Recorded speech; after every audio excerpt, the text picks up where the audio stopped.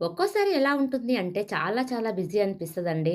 Morning అవర్స్‌లో వాటరొస్తూ ఉంటాయి. ఇటు కుకింగ్ చేయాలి. సో, ఇటు ఈ పని చేయాలా? అటు వాటర్ పట్టాలా? ఏది అర్థం కాదు. వెళ్ళేవాళ్ళు ఉంటారు ఇంట్లో. వాళ్ళకు అన్నీ రెడీ చేయాలి. వంట చేయాలి. వాటర్ పట్టాలి. అసలు ఎట్లా ఉంటుందంటే చాలా బిజీగా ఉంటుంది. బట్ అన్నీ బ్యాలెన్స్ చేసుకోవాలి కదా! సో, మార్నింగ్ అయితే నేను బ్రేక్‌ఫాస్ట్ చేశాను.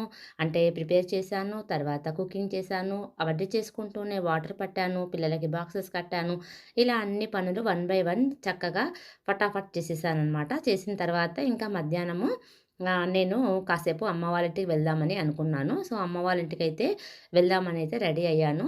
ఫస్ట్ అయితే నేను ఆ రోజు టాబ్లెట్ వేసుకోవడం మర్చిపోయాను కాబట్టి ఫస్ట్ టాబ్లెట్ వేసుకుంటున్నాను. ఈ మధ్య కొంచెం హెడేక్ ఎక్కువ వస్తుంది. సో, నేను టాబ్లెట్ అయితే వేసుకున్నాను. వేసుకున్న తర్వాత గుర్తుకొచ్చింది.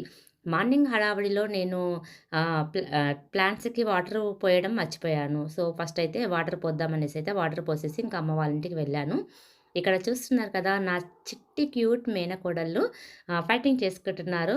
ఒకరు కూర్చుంటే ఒకరు అలా అటు ఇటు బొర్లుతూ ఉంటారనమాట.